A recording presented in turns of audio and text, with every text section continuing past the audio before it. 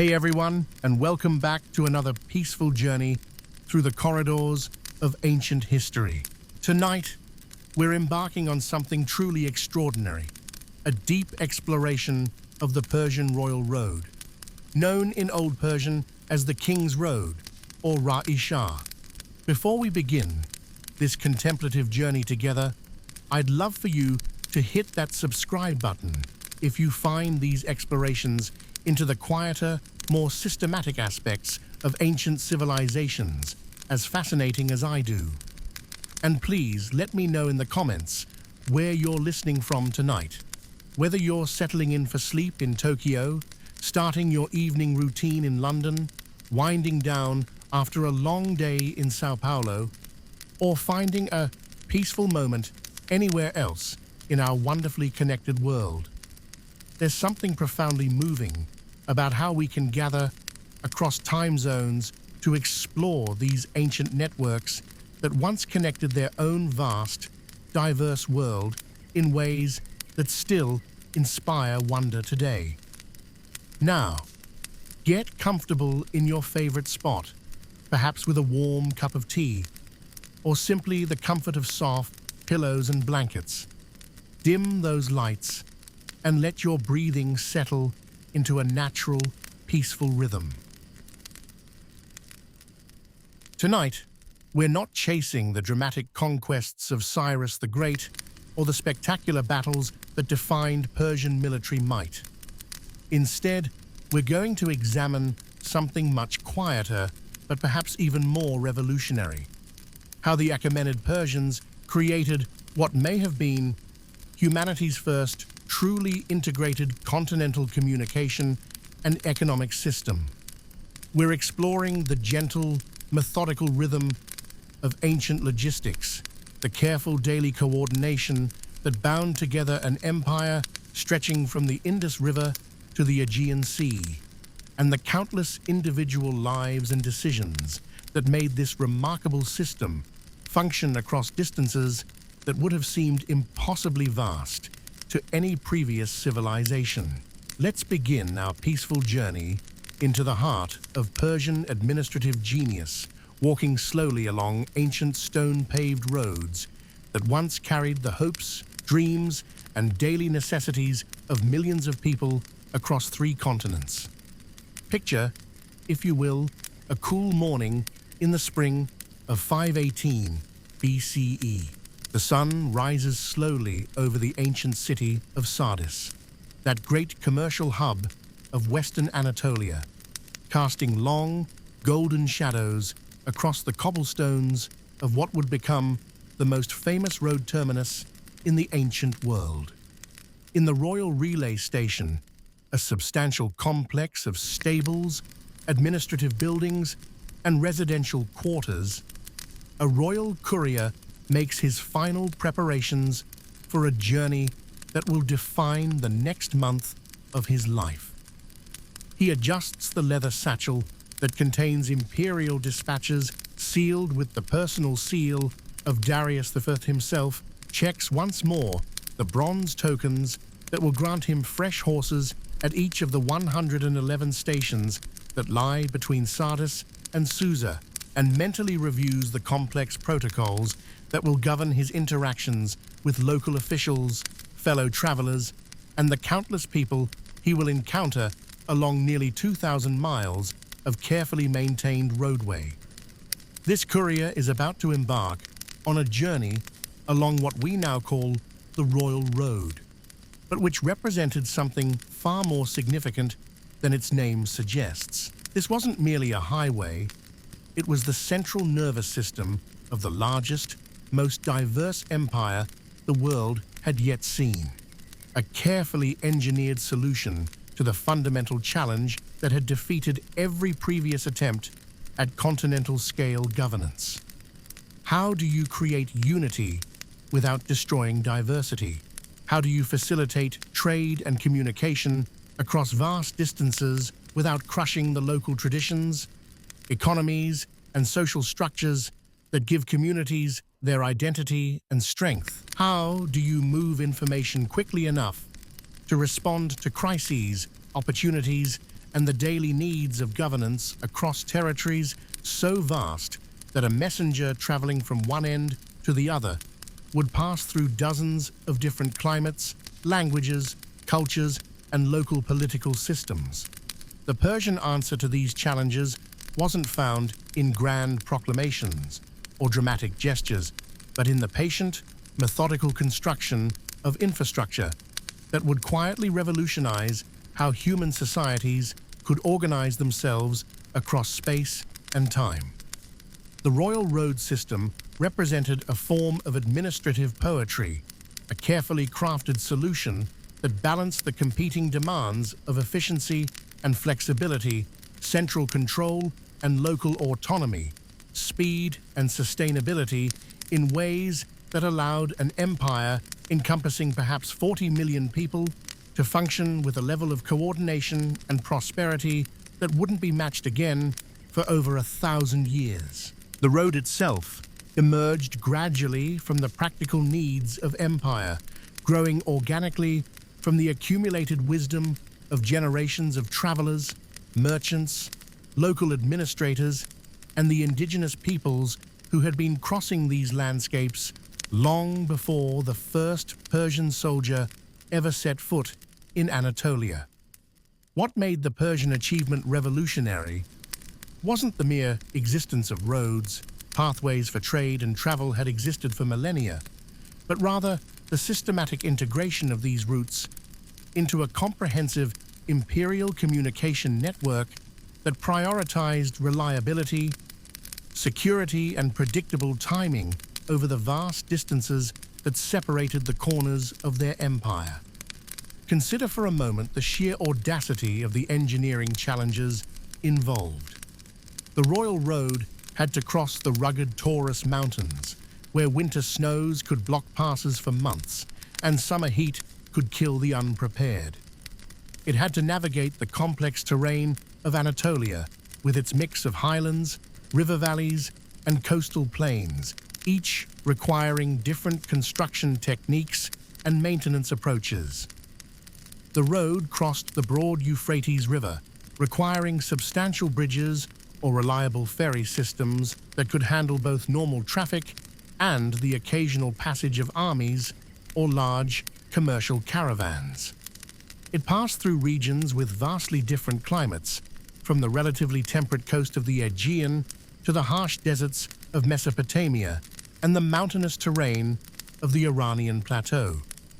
But beyond these physical engineering challenges lay an even more complex set of administrative and social problems. Creating a road was one thing. Creating the institutional framework that would make that road function as an effective tool of imperial communication and economic integration was something else entirely.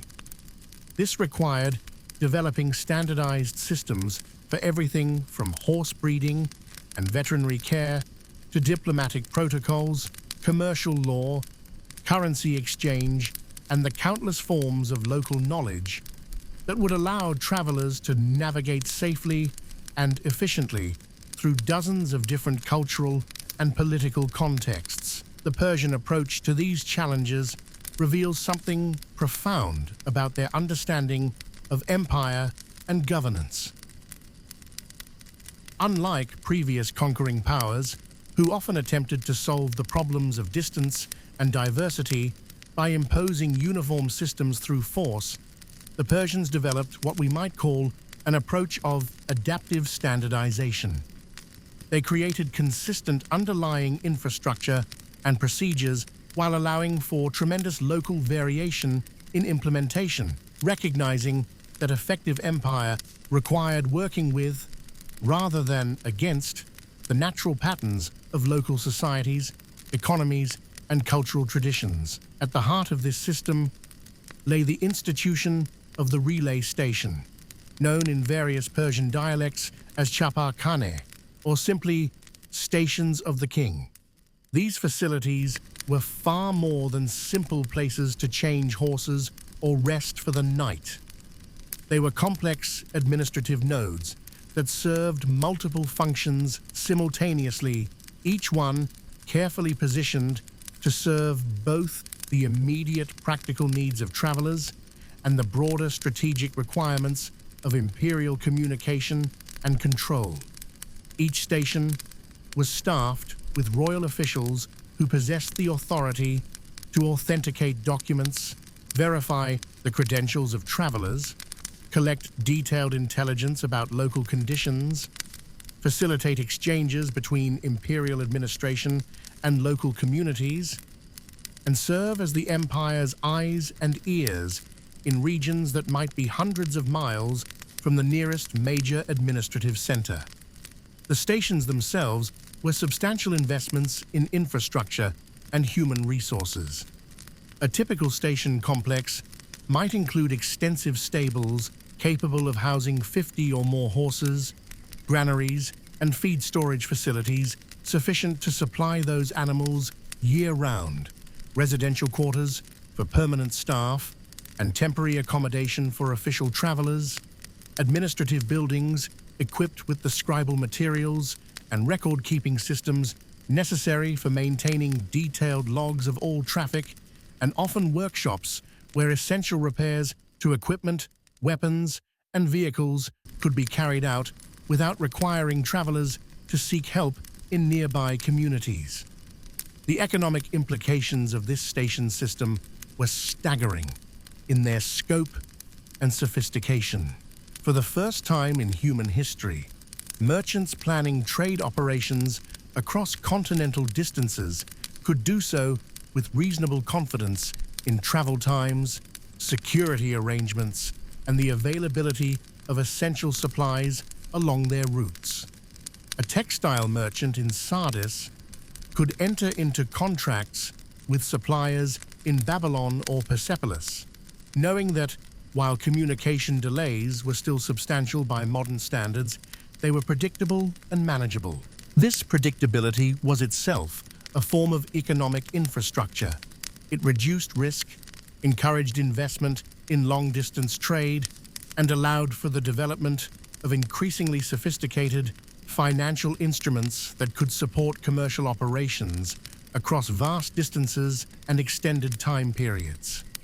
But perhaps most remarkably, the Royal Road system reveals the Persian Empire's understanding of information as a form of economic resource. The same relay system that carried commercial goods and official dispatches also carried detailed intelligence about weather patterns, crop yields, local conflicts, disease outbreaks, and market conditions throughout the empire. This information flow allowed Persian administrators to engage in economic planning and crisis response with a sophistication that was unprecedented in the ancient world. When famine struck one region, surplus grain could be identified and redirected from distant provinces before local conditions became critical. When local conflicts disrupted trade routes in one area, alternative pathways could be quickly communicated to affected merchants, minimizing economic disruption and maintaining the flow of goods that sustained urban populations and imperial revenues. The Persian approach to road maintenance and administration offers another fascinating window into their economic and political philosophy. Rather than attempting to centralize all maintenance operations under direct imperial control, a system that would have been impossibly expensive and administratively cumbersome, they developed an approach of distributed responsibility that aligned local incentives with imperial needs while distributing both costs and benefits across the various communities and regions that the road system served.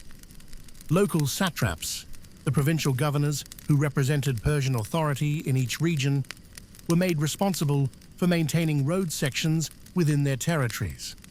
However, their performance was evaluated not merely on the physical condition of roads and stations, but on more sophisticated metrics related to the efficiency of information and goods flow through their regions. Satraps whose territories consistently achieved faster message delivery times, lower rates of commercial disputes, and better intelligence reporting received recognition, rewards, and often expanded authority. Those whose regions experienced frequent delays, Security problems or communication failures faced investigation and potential replacement. This system created natural incentives for investment in quality infrastructure while avoiding the crushing administrative burden that would have resulted from attempting to micromanage every mile of road, every relay station, and every local official from the distant imperial capitals of Persepolis, Susa, or Ecbatana. It also ensured that road maintenance and administration were carried out by people with intimate knowledge of local conditions, materials, and social dynamics, knowledge that was essential for creating infrastructure that would be both effective and sustainable over the long term. The daily rhythm of life along the Royal Road gradually developed its own complex economic ecosystem that extended far beyond the immediate needs of imperial administration. Villages and towns that happened to lie along major routes often transformed themselves to serve the growing volume of official and commercial traffic, developing new forms of economic specialization that could be highly profitable while also serving essential functions for the broader imperial system. Communities began specializing in horse breeding, developing bloodlines specifically adapted to the demands of courier service and long-distance travel.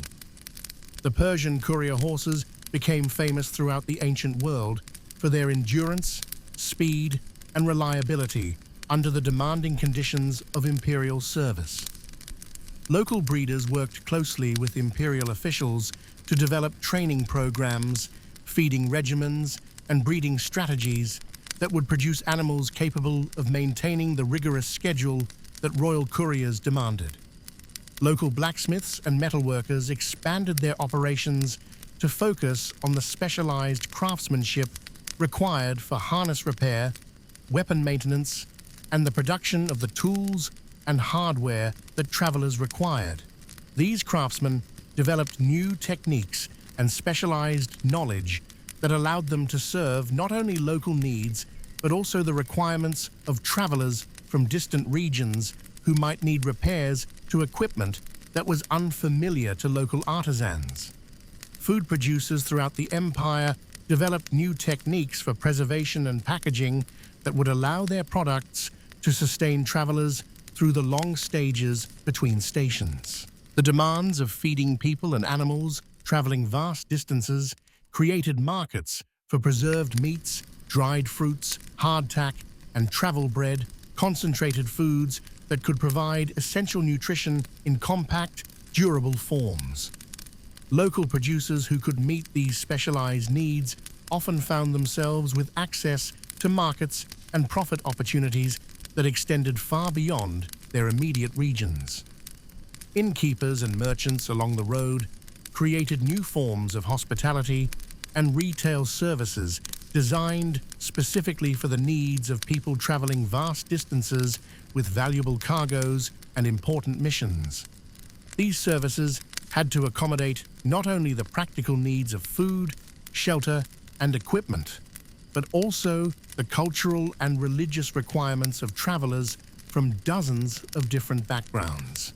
A successful inn along the Royal Road might need to provide kosher meals for Jewish merchants, appropriate accommodations for Persian nobles, secure storage for valuable goods, and facilities for the religious observances of travelers from various traditions. These economic adaptations created something unprecedented in the ancient world, communities whose prosperity was directly linked to the maintenance of peaceful, efficient, long-distance communication and trade. The merchants, craftsmen, and service providers whose livelihoods depended on Royal Road traffic had powerful incentives to maintain good relationships with imperial administrators, to report security threats or infrastructure problems promptly, and to invest their own resources in maintaining the quality and reputation of their local section of the road system. This economic integration also facilitated cultural and technological exchange on a scale that would have been impossible under any previous system. Communities along the Royal Road became nodes of innovation, where Persian officials might encounter Greek merchants, where Babylonian astronomers might meet Indian mathematicians, where Egyptian physicians might share knowledge with Scythian horse trainers, where Phoenician navigators might discuss routes and techniques with Arabian caravan leaders. New ideas about everything from agricultural techniques and architectural methods to accounting systems, legal procedures, and religious practices could cross cultural boundaries and spread throughout the empire with unprecedented speed and efficiency. The road system also facilitated the development of what we might recognize as early forms of international banking and commercial finance. Merchants traveling such vast distances couldn't practically carry enough precious metal to finance their operations, particularly given the security risks associated with transporting large amounts of gold and silver across potentially dangerous territory. The weight alone of sufficient precious metal to finance a major trading expedition would have required substantial additional pack animals and guards, increasing both costs and security vulnerabilities. In response to this challenge, sophisticated systems of credit, exchange, and commercial banking began to develop around the predictable routes and stations of the Royal Road.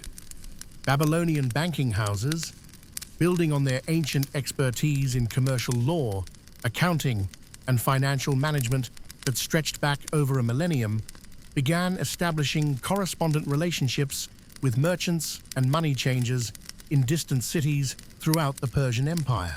These relationships allowed merchants to deposit funds in one city and withdraw equivalent value in another, paying fees for the service but avoiding the risks and costs associated with transporting precious metals across long distances. The system required high levels of trust, sophisticated record-keeping, and reliable communication, all of which the Royal Road system made possible for the first time in human history. Banking houses developed their own networks of couriers and communication systems that paralleled and complemented the official Imperial postal service, creating redundancy and reliability that served both commercial and administrative needs. The development of standardized coinage throughout the Persian Empire both supported and was supported by the Royal Road system. Persian gold darics and silver sigloi provided reliable mediums of exchange that were accepted throughout the empire, but the system also accommodated local coinages and traditional forms of exchange, creating a flexible monetary environment that could serve both imperial and local needs. The road system facilitated the distribution of new coinage, the collection of taxes and tributes, and the communication of imperial monetary policies, while also supporting the continued use of local currencies and traditional forms of wealth storage and exchange. The Persian approach to monetary policy reveals their sophisticated understanding of the relationship between economic integration and political stability. Rather than attempting to replace all local currencies immediately with imperial coinage, they allowed both systems to operate simultaneously, gradually encouraging the adoption of Persian standards through practical advantages and incentives rather than through mandates or coercion. This approach reduced resistance and disruption while still achieving the long-term goal of monetary standardization that would facilitate trade and administration throughout the empire. Yet for all its economic significance, the Royal Road was never purely a commercial enterprise. It was fundamentally a tool of imperial administration, and its design and operation reflected the Persian understanding of how political power, economic prosperity, and cultural integration could reinforce each other in creating stable, effective governance across vast and diverse territories. The road carried not just goods and messages, but also the subtle but constant reminder of imperial presence and capability. A local ruler in a distant satrap might never see Persian armies or meet high-ranking imperial officials, but the regular arrival of royal couriers, the maintenance of road stations, the constant flow of travelers from distant parts of the empire, and the visible investment in local infrastructure served as daily reminders of the reach, sophistication, and commitment of Persian power. This integration of political and economic functions created both opportunities and tensions that Persian administrators had to navigate with considerable skill and sensitivity. Local communities along the road often found themselves with unprecedented access to imperial resources, markets, and opportunities for advancement, but they also became subject to new forms of oversight, taxation, and imperial demands. The road brought possibilities for prosperity and connection to the wider world, but it also exposed local economies to distant disruptions, imperial conflicts, and the sometimes conflicting demands of serving both local needs and imperial requirements. Persian administrators developed remarkably sophisticated approaches to managing these tensions, generally avoiding the extremes of either heavy-handed central control or complete local autonomy in favor of flexible arrangements that could be adapted to specific local conditions and circumstances. This approach required administrators who combined technical competence with cultural sensitivity, political awareness, with practical problem-solving skills, and loyalty to imperial goals with understanding of local needs and customs. The linguistic challenges alone offer a fascinating glimpse into the practical complexity of managing such a system across the cultural and linguistic diversity of the Persian Empire. The Royal Road crossed regions where dozens of languages were spoken, each with its own writing systems, legal traditions, commercial practices, and cultural protocols.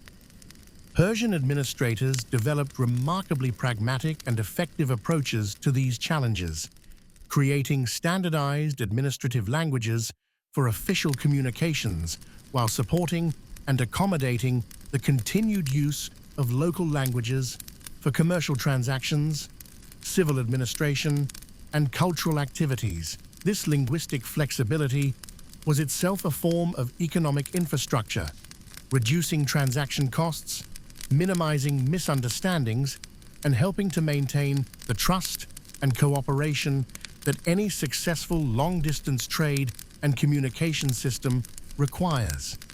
Rather than seeing linguistic diversity as a problem to be solved, Persian administrators often recognized it as a resource to be managed and utilized effectively. The seasonal rhythms that govern the operation of the Royal Road reveal another dimension of its economic and administrative significance. Unlike modern transportation systems that operate with relatively little regard for natural cycles, ancient road networks were intimately connected to agricultural seasons, weather patterns, and the biological rhythms of the animals and people who powered them.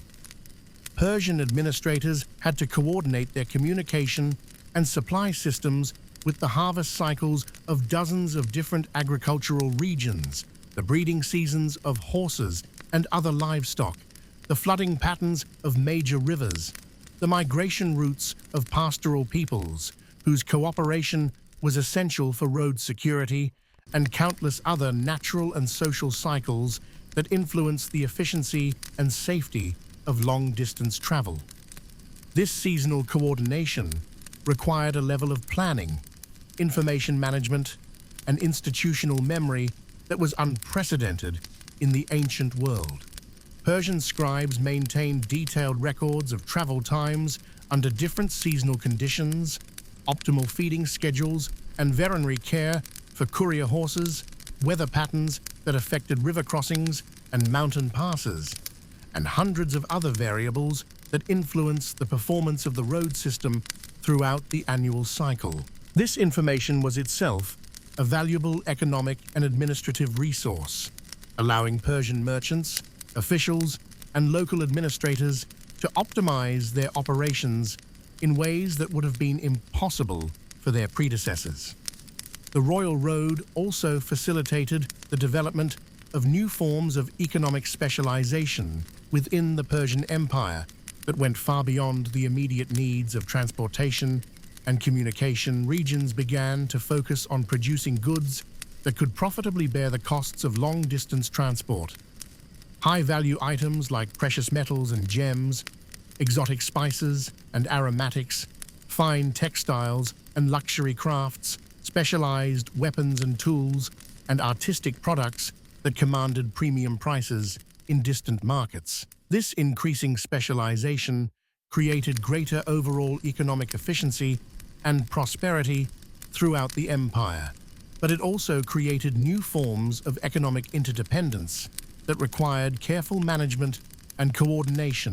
A disruption in silk production in one region might affect textile markets thousands of miles away, creating both opportunities for alternative suppliers and vulnerabilities for communities that had become dependent on particular trade relationships.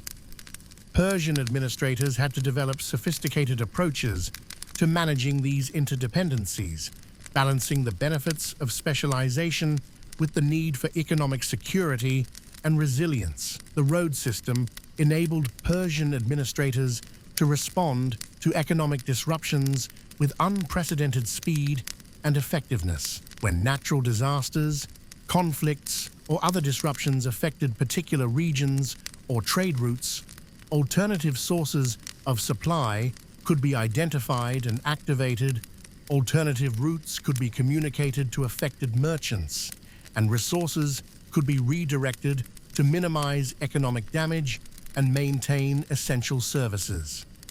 This concludes our first part of the journey along the Royal Road. The foundation of imperial connectivity we've explored, from the engineering marvels to the economic innovations, from the administrative genius to the cultural sensitivity, created the infrastructure that would support one of history's most successful and enduring empires.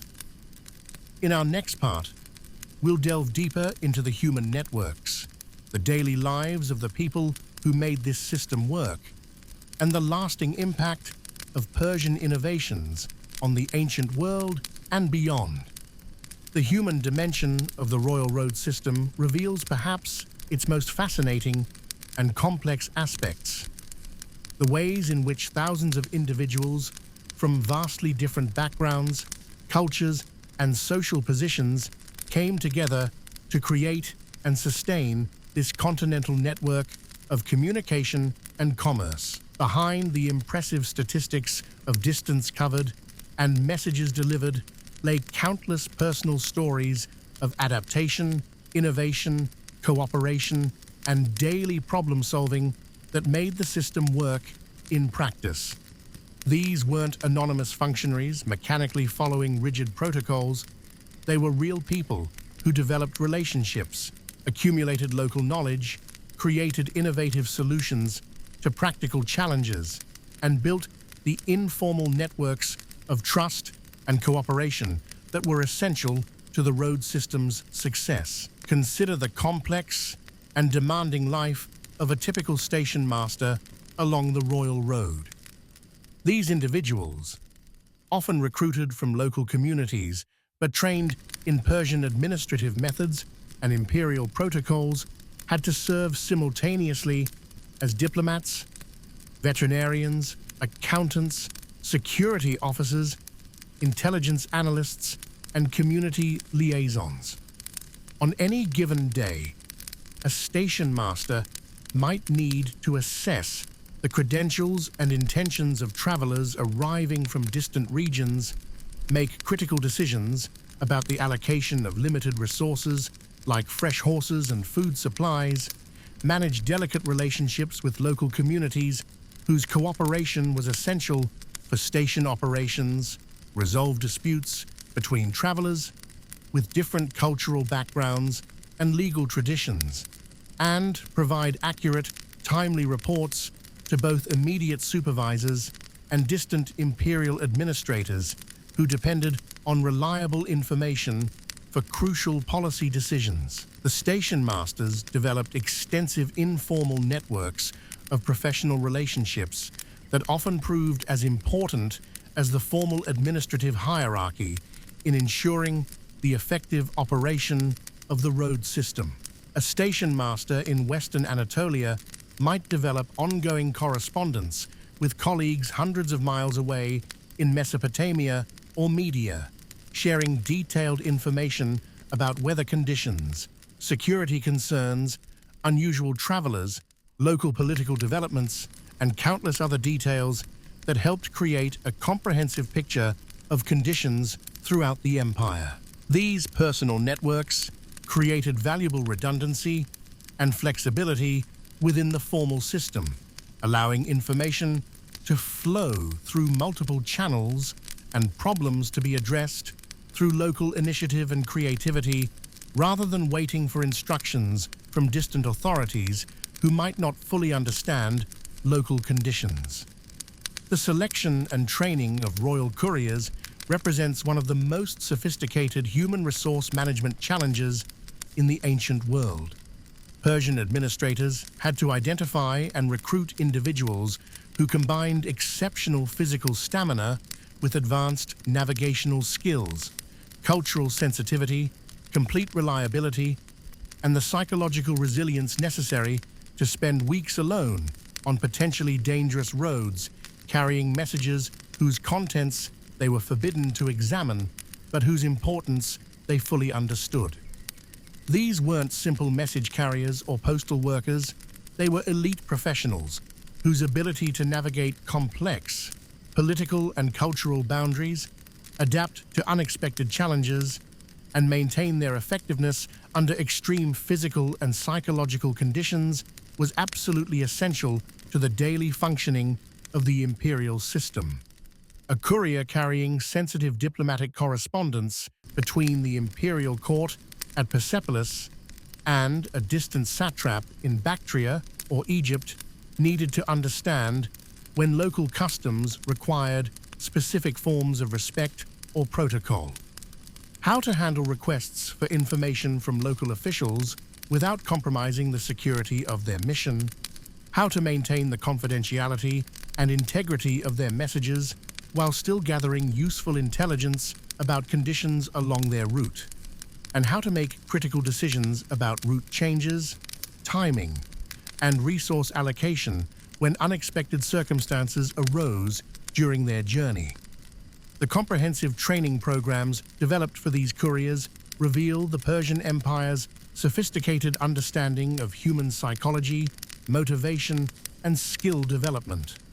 Rather than relying solely on fear, coercion, or simple material incentives to ensure loyalty and performance, Persian administrators created training systems that emphasized pride in service, deep understanding of the courier's crucial role in imperial function, and thorough practical preparation for the countless challenges they would encounter during their careers in royal service. Couriers learned basic veterinary skills for the care and management of horses, including how to recognize and treat common injuries and illnesses, how to assess the condition and capabilities of unfamiliar animals, and how to optimize feeding and rest schedules for maximum performance and animal welfare. They studied elementary diplomatic protocols for interacting appropriately with local officials and foreign dignitaries, learning how to represent imperial authority with dignity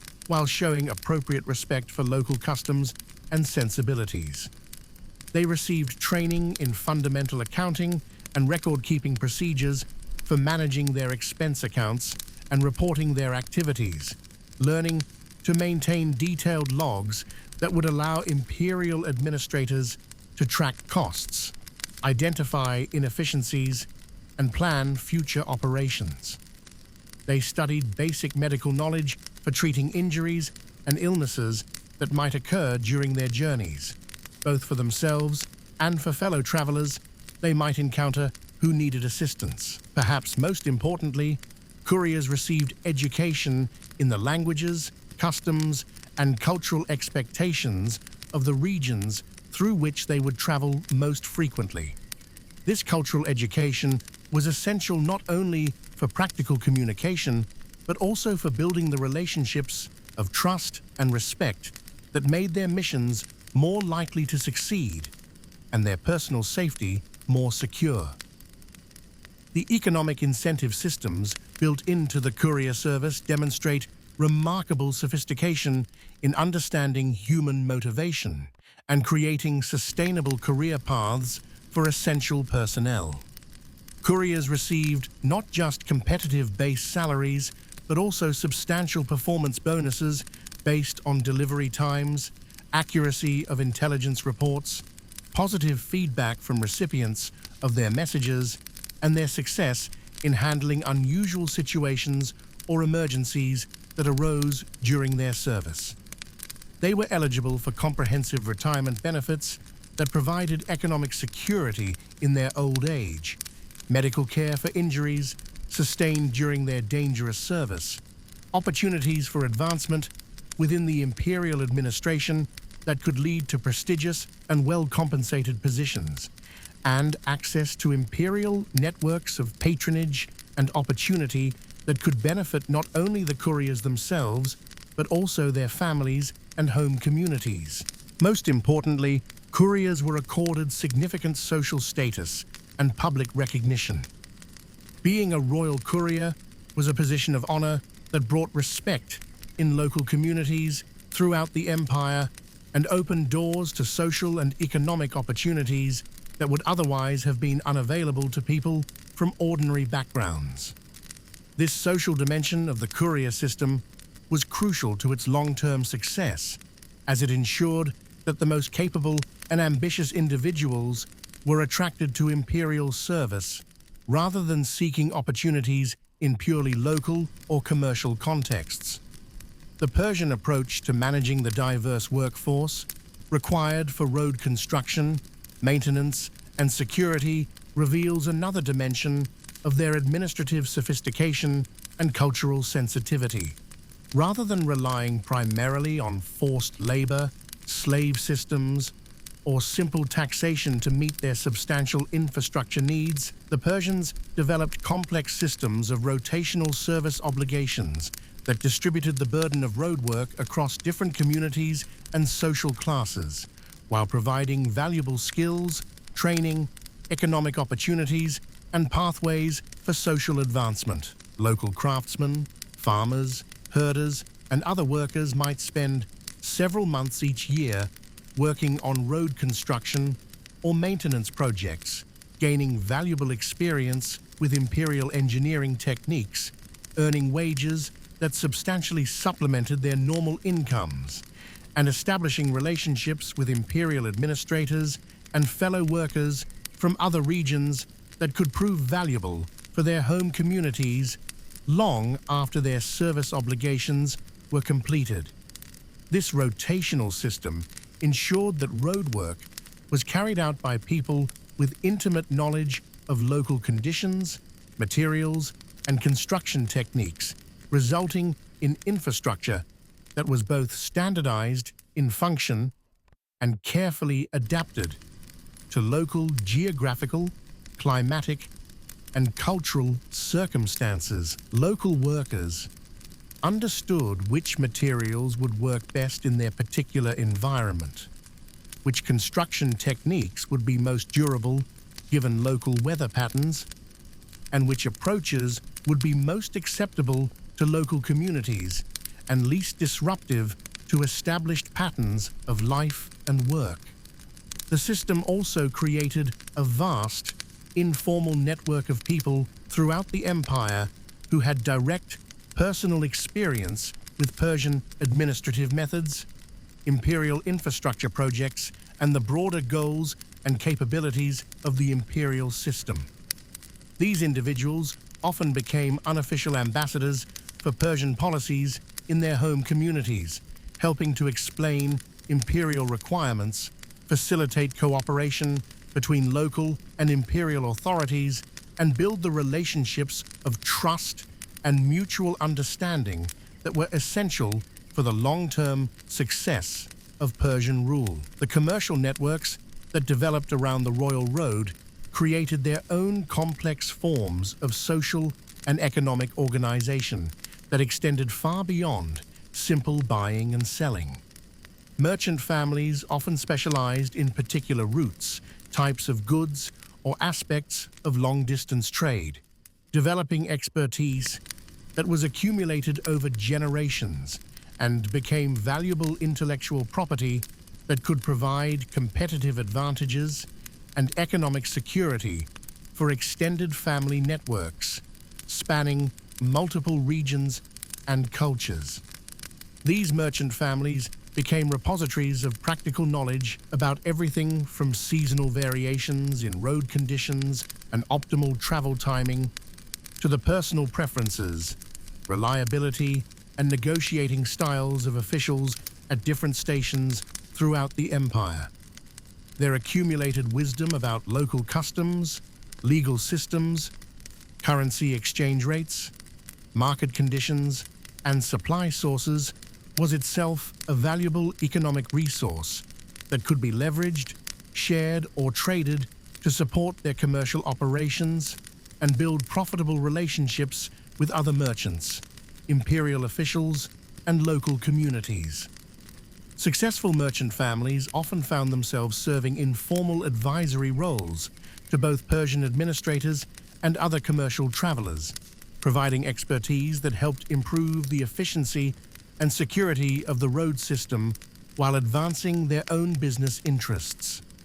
These relationships created additional channels for information flow and problem-solving that complemented official administrative systems and contributed to the overall resilience and adaptability of the imperial infrastructure.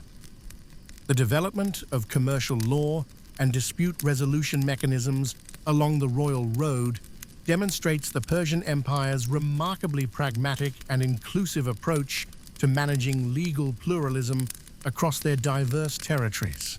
Rather than attempting to impose a single, uniform legal system throughout the empire, an approach that would have required massive administrative resources and created significant resistance from local communities with established legal traditions. Persian administrators developed flexible mechanisms that allowed local commercial practices and legal traditions to continue while creating standardized procedures for resolving disputes that crossed jurisdictional boundaries. This approach required extensive training for imperial officials in the basics of multiple legal traditions, the creation of standardized procedures for determining which legal framework should apply to particular types of disputes, and the development of new institutions that could handle complex cases involving merchants, officials, or other parties from different regions with different legal backgrounds and cultural expectations.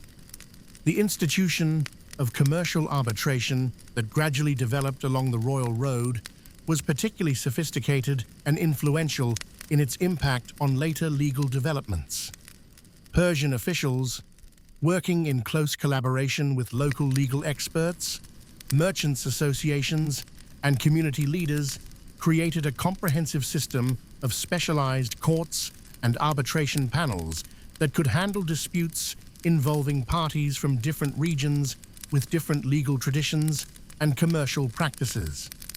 These courts developed their own sophisticated body of precedents, procedures, and specialized expertise, creating what amounted to an early form of international commercial law that facilitated trade and resolved conflicts while respecting the legitimate interests and expectations of all parties involved. The decisions of these courts were carefully recorded and circulated throughout the empire, contributing to the gradual harmonization of commercial practices and legal standards without requiring the abandonment of local legal traditions or the imposition of uniform imperial laws. The cultural exchange facilitated by the Royal Road created unexpected economic opportunities and challenges that required careful management by Persian administrators who had to balance competing interests and values. The road system enabled not just the movement of goods, people, and official communications, but also the rapid transmission of ideas, technologies, artistic traditions, religious practices, and cultural innovations that could have profound economic and social implications for communities throughout the empire. When silk-making techniques began to spread westward from Chinese territories along established trade routes, Persian officials had to make complex decisions about whether to encourage or restrict this knowledge transfer, how to manage the economic disruption that new technologies might create for existing textile producers, and how to capture the benefits of innovation while maintaining social stability and economic security for affected communities. When Babylonian mathematical innovations promised to improve accounting, surveying, and engineering techniques, Persian administrators had to determine how to facilitate their adoption and integration into imperial administrative systems without disrupting existing procedures or creating confusion among personnel who had been trained in different methods and were comfortable with established practices. When Greek philosophical and scientific ideas began to influence Persian intellectual circles, administrators had to consider the potential implications for traditional religious and cultural practices while recognizing the potential benefits of new approaches to understanding and organizing the natural and social worlds. The Persian approach to managing religious and cultural diversity along the Royal Road reveals their sophisticated understanding of the complex relationships between cultural tolerance, social stability, and economic prosperity. Rather than viewing religious and cultural differences as obstacles to overcome or problems to solve, Persian administrators often recognize them as potential sources of economic advantage and social strength that could contribute to the overall success and resilience of the imperial system. Different religious communities might have different dietary requirements, creating market opportunities for specialized food producers and creating economic niches that could support diverse communities while serving the needs of travelers from various cultural backgrounds. Different cultural traditions might emphasize different crafts, technologies, or forms of knowledge, contributing to economic diversity, technological innovation, and the overall intellectual and artistic vitality of the empire. The gradual development of standardized weights, measures, and currency systems along the Royal Road illustrates the complex balance between uniformity and diversity that characterized Persian administrative practice throughout their empire. While Persian officials clearly recognized the importance of standardization for facilitating trade, taxation, and administrative efficiency, they also understood that abrupt changes to long-established local practices could disrupt existing economic relationships, create confusion and resentment among local populations, and undermine the trust and cooperation that were essential for effective governance. The Persian solution was to develop gradual, flexible approaches to standardization that introduced imperial measures alongside existing local systems, allowing merchants, administrators, and local communities to use either system while gradually encouraging the adoption of imperial standards through practical incentives, conveniences, and advantages, rather than through coercion or legal mandates. This approach required more complex record-keeping and administrative procedures, but it created more sustainable and widely accepted arrangements that served both imperial needs and local interests while minimizing disruption and resistance. The success of this approach can be seen in the fact that Persian weights, measures, and currency systems continued to be used throughout much of the former empire long after the fall of the Achaemenid dynasty, testament to their practical value and broad acceptance. The seasonal migrations of pastoral peoples posed particular challenges and opportunities for royal road administration that required sophisticated understanding of nomadic societies and flexible approaches to territorial control and resource management. These communities often controlled key mountain passes, water sources, and grazing areas along major routes, making their cooperation essential for road security, efficient travel, and the maintenance of peaceful conditions throughout extensive frontier regions that connected settled agricultural areas. Rather than viewing pastoral peoples as obstacles to overcome or problems to solve through military force or administrative pressure, Persian administrators invested considerable effort in developing mutually beneficial relationships with nomadic leaders and communities. These arrangements typically provided pastoral groups with access to imperial markets for their livestock and animal products, protection from competing groups and external threats, and formal recognition of their traditional territories and movement patterns in exchange for their cooperation in maintaining road security and their assistance in managing the complex logistics of moving people, goods, and information across difficult terrain. The Persian approach to these relationships reveals their sophisticated understanding of the economic value of flexibility, adaptation, and cultural sensitivity in managing imperial frontiers and diverse populations. Rather than insisting that pastoral peoples abandon their traditional migrations or settle in fixed locations to accommodate imperial infrastructure, Persian administrators often modified road routes, station locations, and operational procedures to work with, rather than against, traditional movement patterns and seasonal cycles. This approach required more complex planning and coordination, more sophisticated intelligence gathering about pastoral movements and political relationships, and more flexible administrative procedures than would have been necessary under a more rigid, centralized system.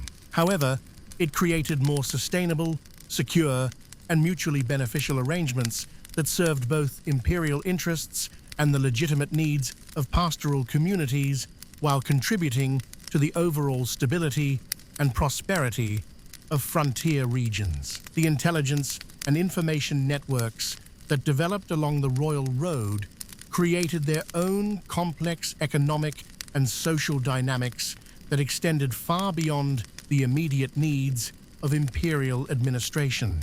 Information about crop yields, weather patterns, political developments, security threats, market conditions, and technological innovations had significant economic value, and Persian administrators developed sophisticated systems for collecting, verifying, analyzing, and distributing this information to support both imperial decision-making and private commercial activities. Local officials stationed along the road often served as informal intelligence analysts, synthesizing information from multiple sources, evaluating the reliability and significance of different reports, and providing assessments and recommendations that helped imperial administrators anticipate and respond to developing situations before they became critical problems or missed opportunities. The personal relationships that developed between Persian administrators and local leaders throughout the empire often became crucial elements in the road system's economic and political effectiveness. These relationships required careful cultivation and maintenance over extended periods, involving not just official protocols and formal agreements, but also personal gestures, family connections, gift exchanges, and mutual favors that created lasting bonds of cooperation, trust, and shared interest.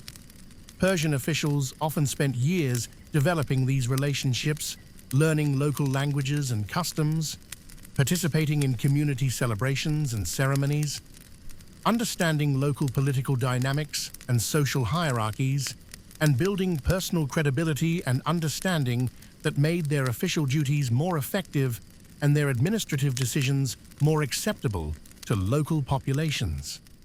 These personal connections facilitated informal communication and cooperation that complemented official administrative channels, creating valuable redundancy and flexibility that made the overall system more resilient and responsive to changing conditions and unexpected challenges. The marriage and family networks that developed among the diverse communities connected by the Royal Road created additional channels for economic and cultural exchange that operated independently of official imperial institutions while supporting their overall effectiveness. Persian officials, merchants, craftsmen, and other road-related personnel often married into local families, creating kinship networks that crossed cultural, political, and geographical boundaries in ways that strengthened ties between distant communities. These personal connections facilitated informal communication, mutual assistance, and cooperation that could prove crucial during crises or periods of political tension. They also created pathways for cultural exchange, technological transfer, and economic cooperation that enriched all the communities involved while strengthening the overall cohesion and stability of the imperial system. Children from these mixed marriages often became valuable cultural interpreters and diplomatic intermediaries, possessing the language skills, cultural knowledge, and personal connections necessary to bridge differences between Persian administration and local communities. The retirement and pension systems developed for Royal Road personnel revealed the Persian Empire's long-term approach to human resource management and their understanding of the importance of institutional memory and continuity in maintaining effective administrative systems. Rather than simply discarding officials when they became too old for active service or replacing them with younger personnel without regard for their accumulated experience and knowledge, Persian administrators created comprehensive systems that allowed experienced personnel to transition into advisory roles, training positions, or specialized local administrative duties that could benefit from their expertise, while providing them with economic security and social recognition. This approach not only provided important benefits and incentives for loyal service, encouraging talented individuals to commit their careers to imperial administration, but also ensured that valuable knowledge, relationships, and institutional wisdom remained available to the imperial system rather than being lost when individual officials retired or died. Retired couriers might become station masters or training supervisors, sharing their hard-won experience with new generations of royal messengers. Former station masters might become regional coordinators or local administrators, using their knowledge of road operations to improve broader administrative efficiency. Experienced administrators might serve as advisors to their successors or specialists in handling particular types of problems or relationships. The Persian system thus created institutional continuity and organizational learning that allowed the road system to improve and adapt over time rather than simply maintaining existing procedures without innovation or refinement. New challenges, opportunities, and innovations could be incorporated into established practices through the accumulated wisdom of experienced personnel, while institutional knowledge about local conditions, effective procedures, and successful relationship management could be preserved and transmitted to new generations of administrators and officials. The impact of the Royal Road on Persian imperial culture extended far beyond its immediate administrative and economic functions. The road became a powerful symbol of Persian capability and ambition, representing the empire's commitment to connecting and serving its diverse populations while demonstrating the practical benefits of Persian rule to both local communities and potential rivals. The existence of such an extensive, well-maintained, and efficiently operated road system sent clear messages about Persian organizational capacity, technological sophistication, and commitment to long-term investment in imperial infrastructure. The road also facilitated the development of a distinctly imperial Persian identity that transcended regional and cultural boundaries, while respecting local traditions and autonomy. Persian administrators, couriers, merchants, and other personnel who traveled extensively along the road system developed a cosmopolitan perspective and shared experiences that created bonds of common identity and purpose across the vast distances and cultural differences that characterized the empire. This imperial identity wasn't imposed from above through propaganda or coercion, but emerged naturally from the shared challenges, experiences, and achievements of people working together to maintain and operate the road system. The pride that Persian officials took in the efficiency and reliability of their communication network, the respect that local communities developed for Persian administrative competence, and the economic prosperity that flowed from improved trade and communication all contributed to a sense of imperial belonging and loyalty that was based on practical benefits and shared achievements rather than abstract ideology or ethnic solidarity. The technological innovations that emerged from the practical demands of operating the Royal Road had lasting impacts that extended far beyond the Persian Empire itself. The veterinary knowledge developed for maintaining courier horse health, the engineering techniques refined for road construction in difficult terrain, the administrative procedures created for managing complex logistics across vast distances, and the communication protocols designed for reliable message transmission all became part of the broader technological and administrative heritage that influenced later empires and civilizations. The Persian approach to standardizing weights and measures while accommodating local variations became a model for later imperial systems that faced similar challenges in balancing efficiency with cultural sensitivity. The commercial law and arbitration procedures developed for resolving disputes along the road influenced legal developments throughout the region for centuries after the fall of the Persian Empire.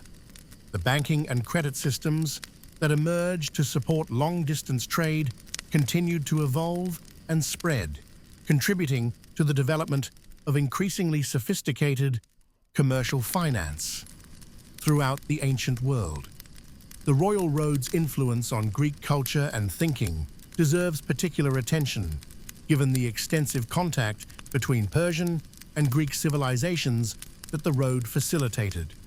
Greek merchants, diplomats, and intellectuals who traveled the road gained first-hand experience of Persian administrative methods, cultural practices, and technological achievements that challenged many of their preconceptions about barbarian peoples and influenced their own political and philosophical thinking. The detailed accounts of the Persian Empire, provided by Greek historians like Herodotus, were based largely on information gathered through contact along the Royal Road and its associated networks.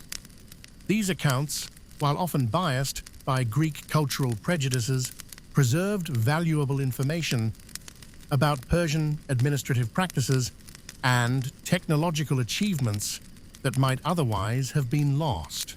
They also helped spread knowledge of Persian innovations throughout the Greek world, influencing Greek approaches to administration, engineering, and imperial organization. The Persian concept of governing diverse populations through flexible adaptation rather than rigid uniformity had particular influence on later Hellenistic kingdoms and the Roman Empire, both of which faced similar challenges in managing culturally diverse territories. The Persian model of using infrastructure investment and economic integration to build loyalty and cooperation rather than relying solely on military force became an important element in the administrative toolkit of subsequent imperial powers. The decline and eventual abandonment of the Royal Road system offers important insights into the relationship between political stability and infrastructure maintenance. As the Persian Empire weakened under pressure from external enemies and internal conflicts, the resources and administrative attention necessary to maintain the road system became increasingly difficult to sustain. Station maintenance deteriorated, security decreased, and the reliable scheduling that had been the system's greatest strength became increasingly unreliable.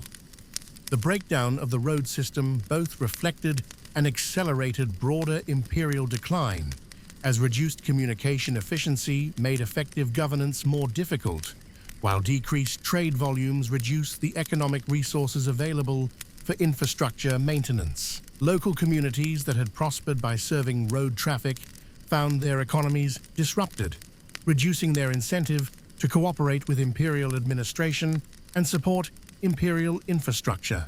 Yet even as the integrated imperial system deteriorated, many elements of the Royal Road infrastructure continued to function at local and regional levels. Road segments continued to serve local trade and communication needs.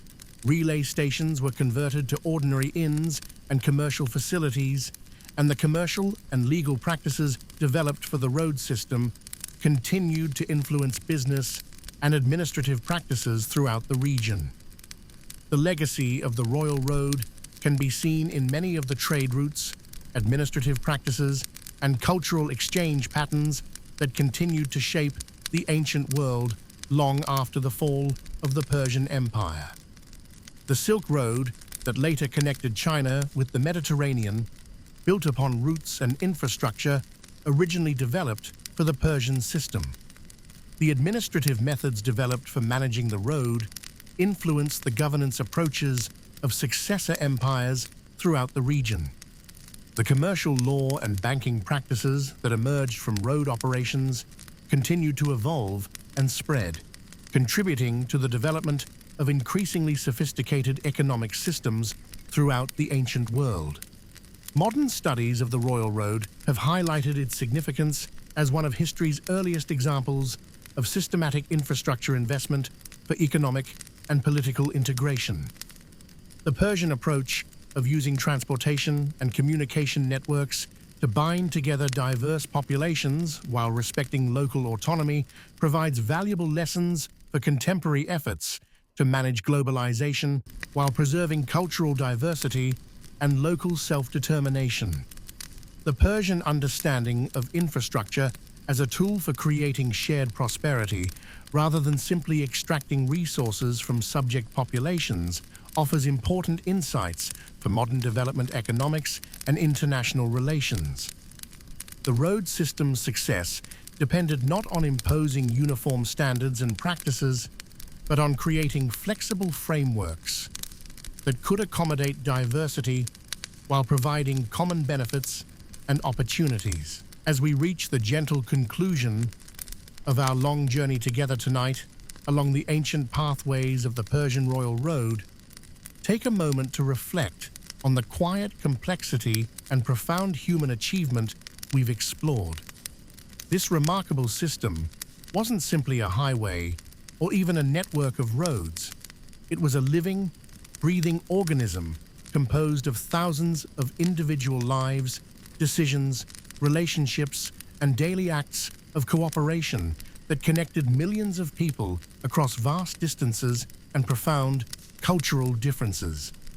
The Persian administrators, couriers, station masters, merchants, craftsmen, local officials, and countless other people who created and sustained this system understood something profound about the relationship between infrastructure and civilization, between individual effort and collective achievement, between respect for diversity and the benefits of connection.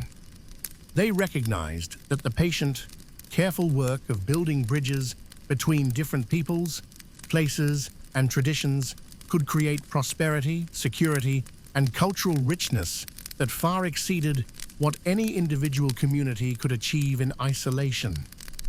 Let your mind settle now into the gentle, steady rhythm of ancient journeys, the soft sounds of horses' hooves on well-maintained stone roads, the quiet conversations in a dozen different languages around evening fires at distant relay stations, the satisfaction of messages delivered and connections maintained across the vast spaces that separate human communities. Feel the deep peace that comes from understanding how human cooperation, patience, and mutual respect can overcome the greatest challenges and create achievements that inspire wonder and admiration across millennia. Allow yourself to drift peacefully into sleep with the comforting knowledge that throughout history, people have found ways to build connections across the differences that might divide us, creating networks of communication, trade, and mutual support that enrich the lives of all who participated in them. Rest well tonight, and let your dreams carry you along the ancient paths that connected worlds, bridging vast distances with the simple but profound recognition that we are stronger together than apart, that diversity and unity can reinforce rather than contradict each other, and that the careful work of building understanding between different communities and cultures remains one of humanity's greatest and most necessary achievements. Sleep peacefully and dream of roads that led not just to distant cities, but to greater understanding, prosperity, and connection between all the diverse peoples who share our world. Dream of the patient work of countless individuals who understood that building bridges across differences, whether geographical or cultural, creates possibilities that none of us can achieve alone. Rest in the knowledge that the human capacity for cooperation, understanding, and shared achievement continues to create wonders in our own time, just as it did along the ancient Royal Road 25 centuries ago.